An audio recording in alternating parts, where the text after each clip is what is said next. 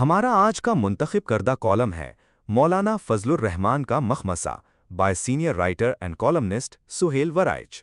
مولانا فضل الرحمان ہیں تو سکہ بند مولوی، مگر محفل میں دنیا داروں کی طرح ایسی رنگا رنگی پیدا کرتے ہیں کہ ہر بار ان سے ملنے کے بعد قریبی تعلق مزید گہرا ہو جاتا ہے۔ آج کل کے سیاستدانوں میں روکھا پن دور سے ہی نظر آتا ہے، مگر مولانا فضل الرحمان میں وہ خوئے دل نوازی موجود ہے جو نوابزادہ نصر اللہ خان، قاضی حسین احمد یا پھر نواب اکبر بگٹی، میر بلخ شیر مزاری کو دوسروں سے ممتاز کرتی تھی۔ ماضی کی سیاسی محافل میں احترام، محبت اور وزاداری نمایاں ہوتی تھی۔ اختلاف رائے کو نرمی اور دلیل و منطق سے بیان کیا جاتا تھا، اور اگر رائے میں تضاد بھی ہوتا تو رویوں میں احترام اور رشتوں میں دراڑ نہیں آنے دی جاتی تھی۔ مولانا فضل الرحمان گزشتہ دنوں لاہور آئے تو انہوں نے چند صحافیوں کو مدعو کر کے ماضی کی ان محافل کی یاد تازہ کر دی۔ مولانا فضل الرحمان سیاست کے بادشاہ کہلاتے ہیں، انہیں بات کرنے کا فن آتا ہے۔ وہ اپنا مافی الضمیر منطق و دلیل کے ذریعے بیان کرتے ہیں، مثالوں سے اپنے موقف کی حقانیت پر زور دیتے ہیں۔ لہجہ نرم ہوتا ہے، مگر اس میں سخت سے سخت گلہ اور شکوہ پیش کرنا خاص انہی کا ملکہ ہے۔ وہی ہیں جو طاقتور سے طاقتور کو کہہ سکتے ہیں کہ غصے سے خدا تعالیٰ نے پیغمبر علیہ السلام کو منع کیا ہے، اس لیے آپ بھی اس سے احتراز کیا کریں، اور یقیناً طاقت والے نے بھی ان کے مشورے سے اتفاق کیا ہوگا۔ مولانا سے گفتگو شروع ہوئی تو ہر کوئی افغانستان کے تازہ ترین حالات کے بارے میں ان سے پوچھنا چاہتا تھا۔ ایک ہی موضوع پر کئی سوالوں کی بوچھار ختم ہوئی تو مولانا نے مسکراتے ہوئے مدبرانہ لہجے میں کہا کہ فکر تو یہ ہے کہ پاکستان کی افغانستان، بھارت اور ایران تینوں کے ساتھ سرحدیں بوجوہ بند ہیں۔ اگر سرحدیں بند ہوں تو تجارت اور معیشت کو جھٹکا لگتا ہے، جو لگ رہا ہے۔ ان کا کہنا تھا کہ ہم دو طرفہ لڑائی کے متحمل نہیں ہو سکتے۔ مولانا نے افغانستان کے حوالے سے یہ خوشخبری بھی سنائی کہ وہاں کی طالبان حکومت اب خود بھی انتہا پسند گروپوں سے بہت تنگ ہے اور وہ ان کے خلاف کارروائی کر رہی ہے۔ پاکستان کی شدید بمباری کے بعد افغان حکومت کو اندازہ ہو گیا ہے کہ پاکستان کے لیے خطرہ بننے والے انتہا پسند خود اس کے لیے بھی خطرہ بن گئے ہیں۔ مولانا نے اپنے آبائی اضلاع ڈیرہ اسماعیل، بنو اور لکی مروت کے بارے میں بتایا کہ وہاں انتہا پسندی عروج پر ہے۔ ابھی چند روز پہلے ان نام نہاد طالبان نے پولیس کے ایس ایچ او کو گولیاں مار دیں۔ انہوں نے ریاست اور سیاست کے مخمصے کا اظہار کرتے ہوئے بتایا کہ پختونخوا میں تضادات سے پر پالیسی روب عمل ہے۔ وہاں اب بھی گڈ اور بیڈ طالبان ہیں۔ ریاست کے بعض ادارے گڈ طالبان کے نام پر مجرموں کی پشت پناہی کرتے ہیں۔ انہوں نے مثال دیتے ہوئے بتایا کہ ایک حاضر سروس باوردی افسر کو قتل کرنے والے طالبان کو یہ کہہ کر چھڑا لیا گیا کہ یہ تو اداروں کا اپنا آدمی ہے، اسے رہا کر دیا جائے۔ ان کے خیال میں یہ دو عملی تباہ کن ہے۔ مولانا فضل الرحمان صرف حجرے تک محدود سوچ کے مالک نہیں، وہ بین الاقوامی اور خارجہ امور پر بھی گہری نظر رکھتے ہیں۔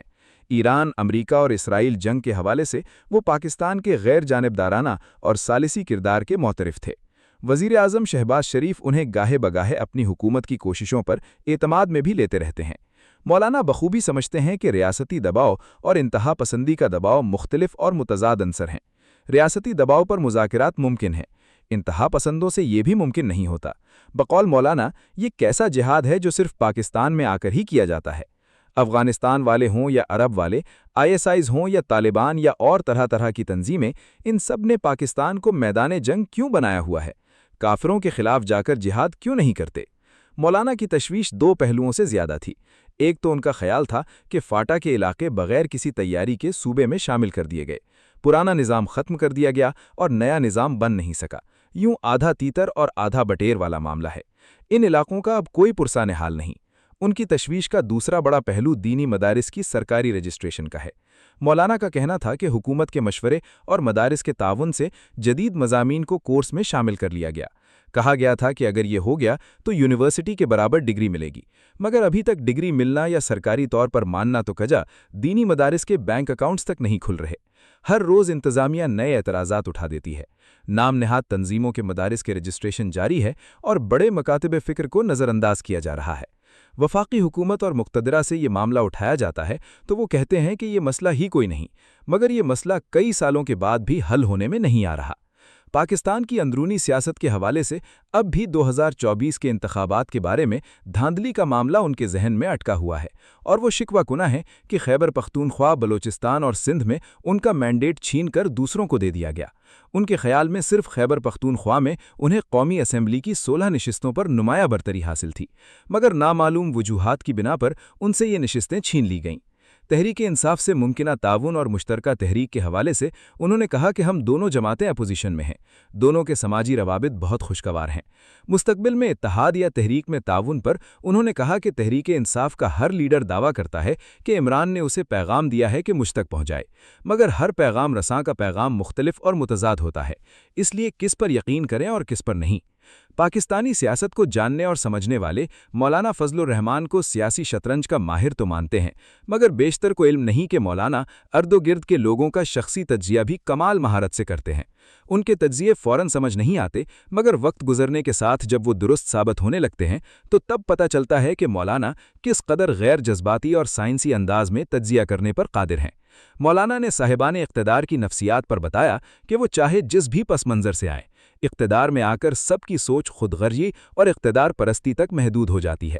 مولانا فضل الرحمان اور محمود خان اچکزئی پرانی اور روایتی سیاست کی چنگیر کی آخری چند روٹیاں یا نان ہیں جن کا ذائقہ روایتی ہے۔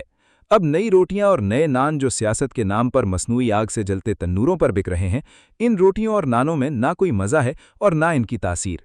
پرانی روٹیاں اور نان آج بھی مزہ دیتے ہیں، کیونکہ ان میں صرف اناج نہیں، ذاتی محبت اور احترام کا تڑکا بھی ہوتا ہے۔ یہی وجہ تھی کہ مولانا فضل الرحمان کے ہر صحافی ملاقاتی نے انہیں آئندہ دورہ لاہور پر اپنے گھر ضیافت کی دعوت دی۔ مجیب الرحمان شامی ہوں، افتخار احمد، حفیظ اللہ نیازی، حبیب اکرم یا یہ ناچیز، سب نے انہیں خلوص دل سے آئندہ مہمان بنانے کی پیشکش کی کہ ایسی محفلیں اب عنقا ہو چکی ہیں۔ مولانا فضل الرحمان نے کہا تو نہیں، مگر تجزیے کے طور پر ہی کہا جا سکتا ہے کہ ملک میں کسی فوری سیاسی تبدیلی کا امکان نہیں۔ بیرونی دنیا کے حالات نے ایسے کسی بھی امکان کو دور دھکیل دیا ہے۔ گویا جو ہے اسی پر فی الحال گزارا کرنا ہوگا، خوشی سے یا ناخوشی سے، مرضی آپ کی ہے۔ Thank you for watching. If you like the video, do like, share, and subscribe.